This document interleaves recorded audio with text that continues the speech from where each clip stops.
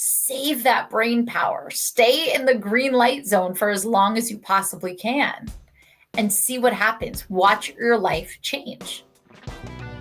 Welcome to Biggest Best Life, the podcast that dares you to dream big, live louder, and step fully into the rockstar life you are made for.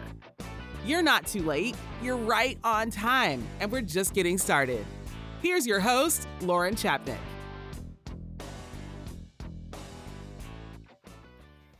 Hey friend, welcome back. This is Lauren Chapnick, and you are listening to Biggest Best Life. Today, I have 5 science-backed hacks to increase your focus, energy, and happiness that I'm going to share with you. I am a registered nurse, and I'm super interested in the science of happiness. I came into nursing a little bit later in life, and that one decision to go back to nursing school was a total game changer for me. And it set me on this path, this wave, this momentum of change. And I completely transformed my life and became a much happier, fulfilled person.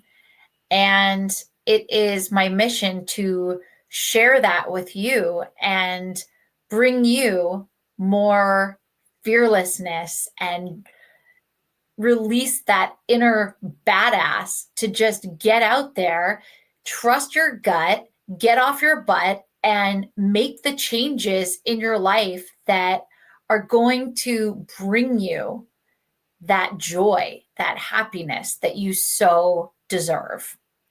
So, if that resonates with you, text the word best life. That's one word, best life, to 833-681-6463.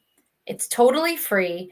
And what will happen is you'll get an automatic text back from me inviting you to join my text community.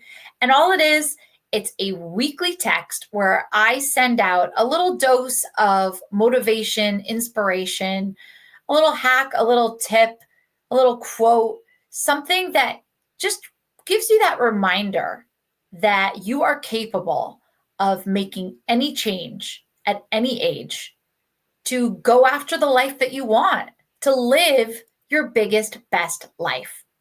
So let's get into today's episode. I've got 5 hacks to increase your focus, energy, and happiness, increase your mental well-being, your brain health, because that's what it's all about.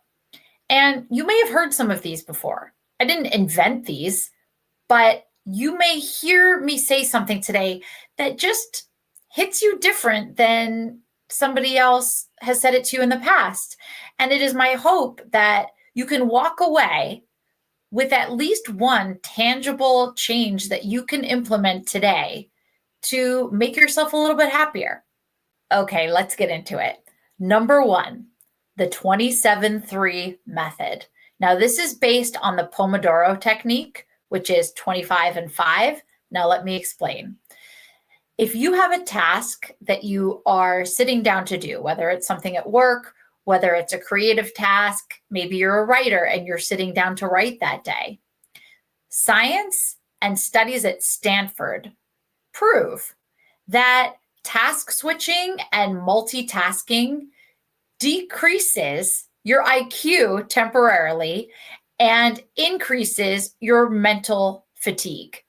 So you may think, oh, I'm really good at multitasking, but science proves to us this is not a good thing. This is not good for our brains to be switching back and forth between tasks. We all do it. We're trying to get something done and we hear an alert go off on our phone.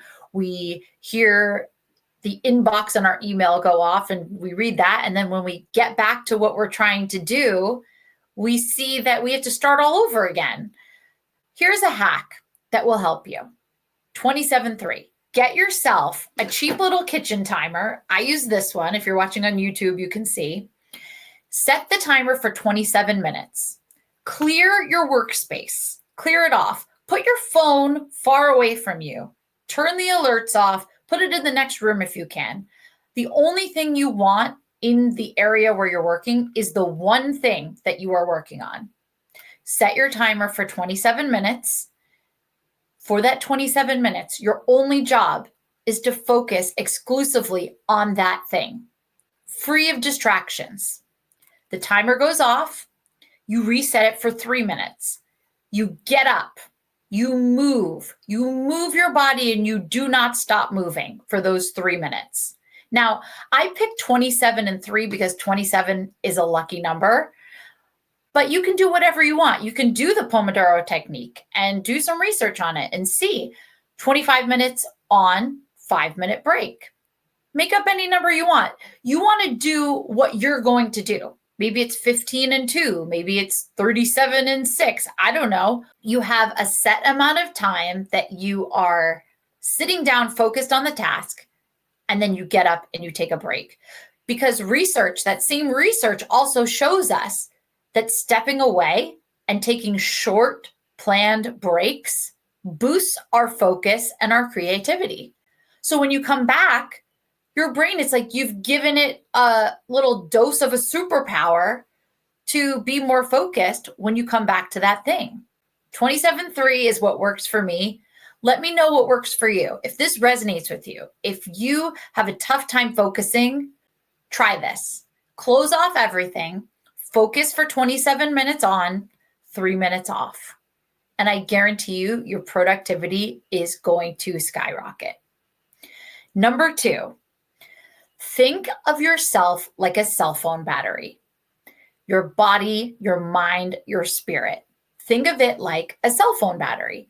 Ideally, you wake up, you're at 100%. During the day, we're going to slowly drain. But what happens to a cell phone? Sometimes you pull out your phone and it's at 5% and it's the morning. And you think, what the heck happened? I need to give this a little charge. I need to get through the rest of the day. Sometimes our cell phone battery, like it or not, it gets drained much sooner than we'd like it to. Or worst case scenario, we wake up at 40% because of whatever happened the night before. And we'll get to the nighttime routine in just a minute. But let's talk about this. This is a mindset technique. This is a self-awareness tool to constantly check in with yourself and say, where am I at right now? Am I at 40%?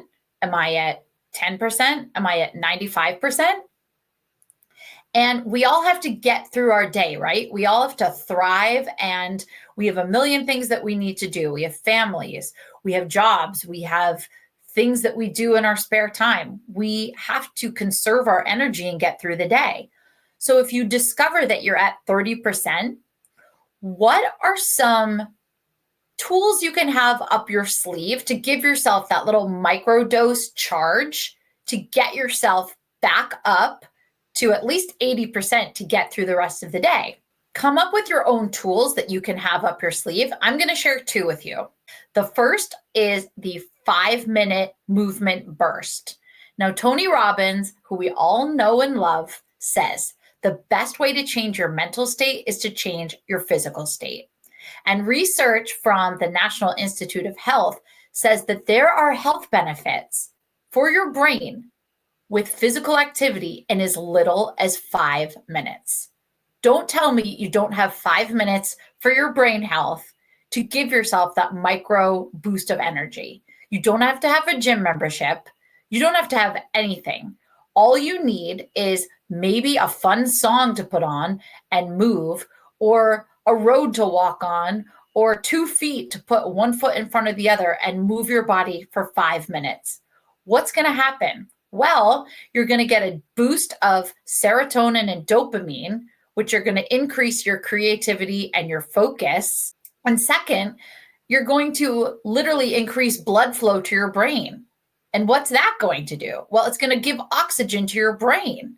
It's going to activate your parasympathetic nervous system, and it's going to decrease cortisol levels, to decrease your stress, to bring down your blood pressure, to stabilize your blood sugars, to do all of these things for your physical health and your mental health.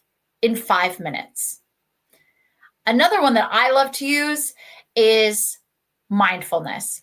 Mindfulness is a muscle, your mindfulness muscle. And what I also love is a good habit stack. And what I mean by habit stack is taking a habit that you already do and stack a habit, a healthy habit with it so that you can associate one with the other. Let me give you an example. This is one I heard the other day from one of my favorite nurses, Jana Holterman. She suggested mindful hand washing. Now, as a nurse, I wash my hands hundreds of times a day, or I sanitize, and I can take that time to practice a little mindfulness. I can do a little breath work, and this doesn't take anything complicated. All you need to do is inhale and exhale. And the only thing to keep in mind is that exhale should be longer than the inhale. That's it. So maybe you inhale for 2 and you exhale for 4 every time you wash your hands. Now, you don't have to be a nurse to do this. I sure hope you wash your hands during the day at least a few times.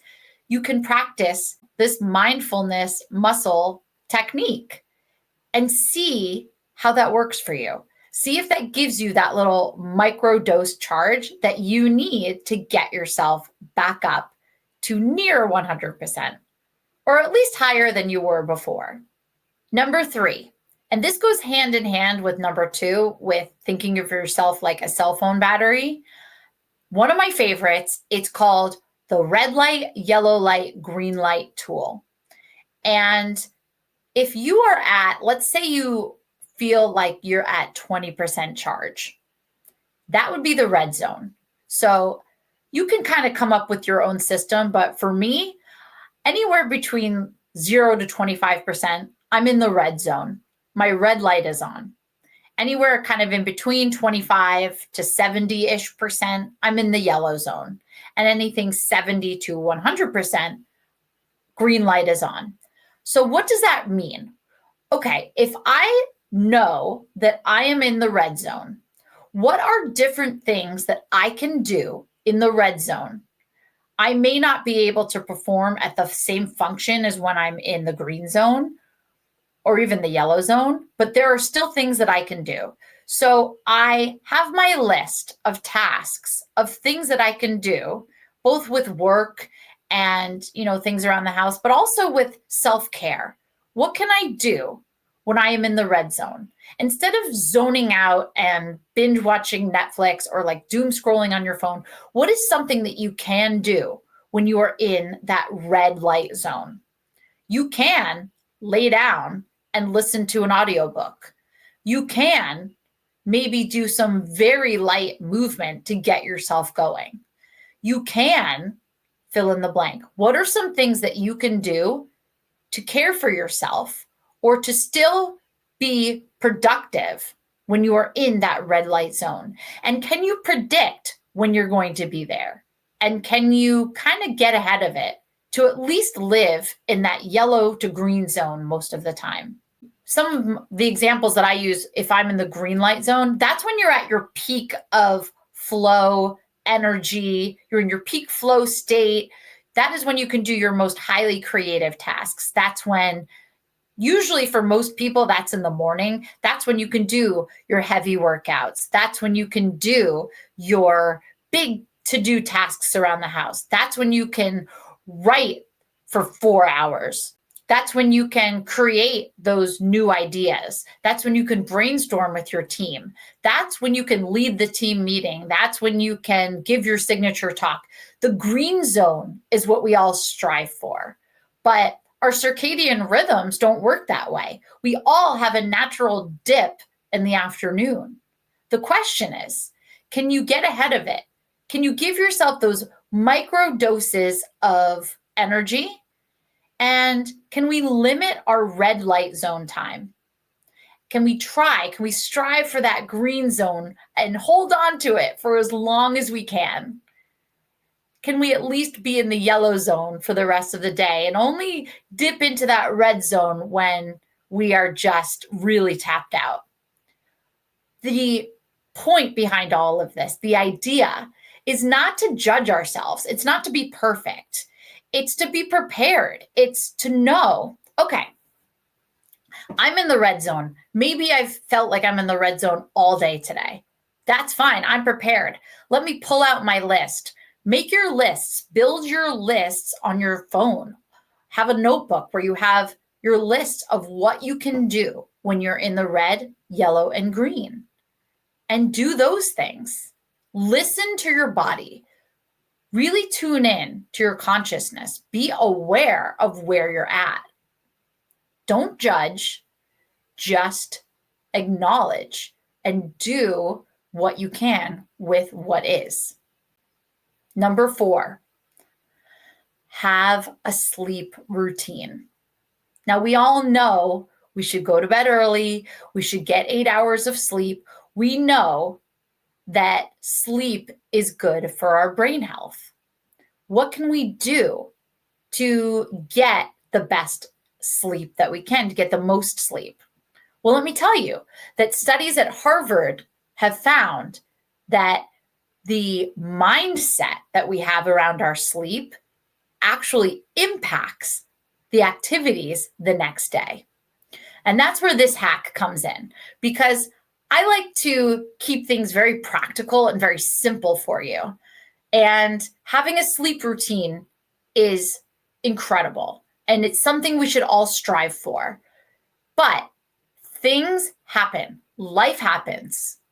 Our kids get sick, or we stay up later than we should watching a show.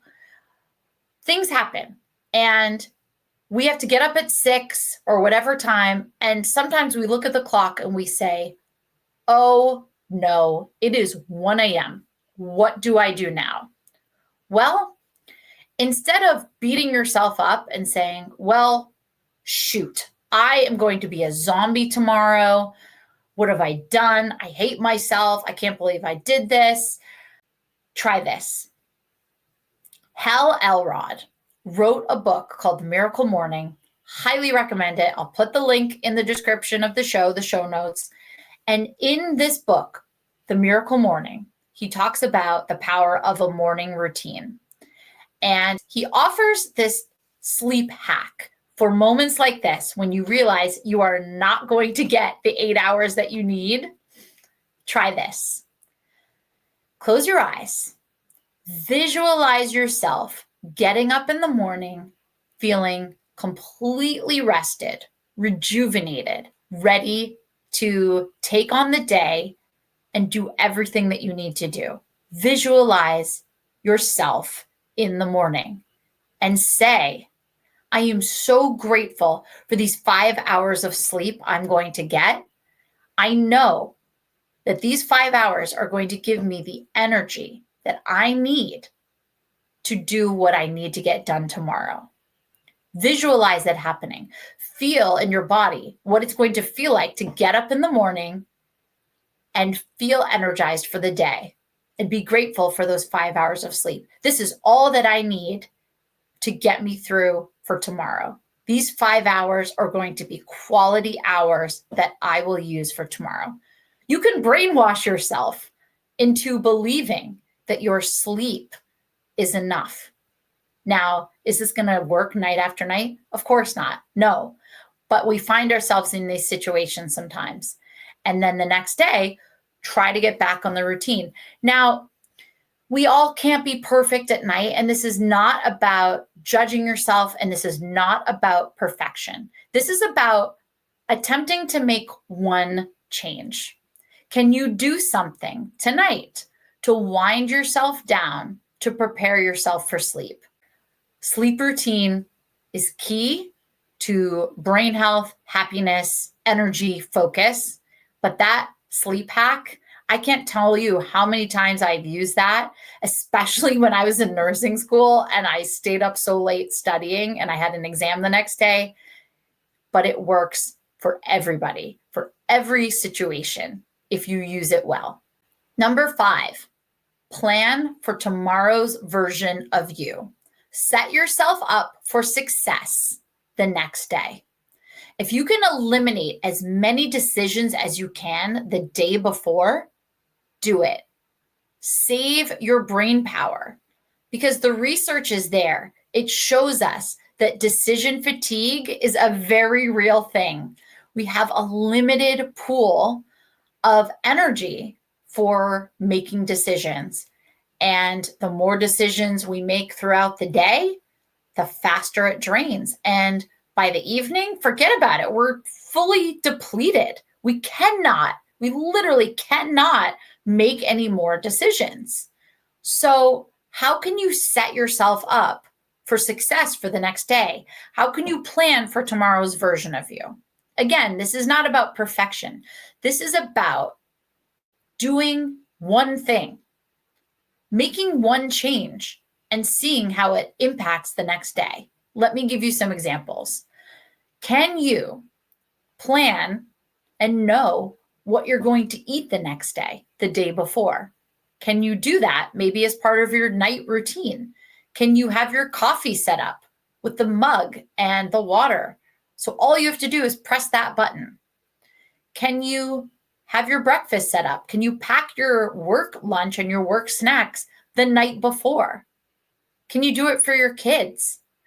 How many of you out there have kids and the morning sucks? The morning, everybody's rushing around, looking for their library books, looking for their homework. Try having one thing set up and then see how that works. Have their backpacks ready to go. Find that library book with them the night before. Have their shoes lined up by the door. Have their outfit picked out.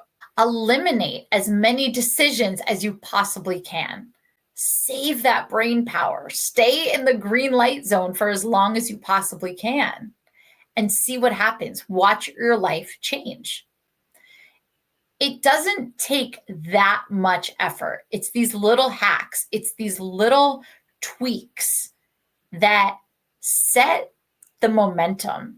Because I guarantee you, if you try one of these and it works for you and you see a positive change, a difference, it's going to inspire you. It's going to make you want to do more. It's going to give you that dopamine hit. And you're going to just crave more and more. So again, this is not about judging ourselves. And this is not about being perfect. This is about striving to make little changes, little tweaks to make ourselves better, to go after the life that we really want, to improve our mood and have that energy that is contagious to those around us.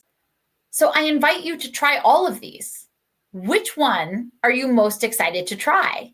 Let me know. If you're watching on YouTube, drop it in the comments. Send me a message on Instagram, or better yet, send me a fan mail and we will read it on the air. You can click the fan mail link at the top of every episode on biggestbestlife.com. Join me there. Thank you so much for listening. I can't tell you how much I appreciate you spending your time with me. If something resonated with you today, I invite you to share this episode with a friend who you know could benefit.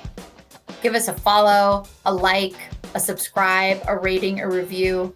All of those things really, truly help bring this show into the hands of people who need it and who want to live their biggest, best lives. Make today awesome and trust your gut, get off your butt, make those changes, and I will see you the next time. Bye-bye. Thanks for tuning in to Biggest Best Life. If today lit a fire in you, follow, review, and share it with someone who needs the spark. And remember to text Best Life, one word, to 833-681-6463 to get Lauren's weekly dose of motivation straight to your phone. Now go out there, live boldly, love wildly, and never settle for less than your biggest, best life.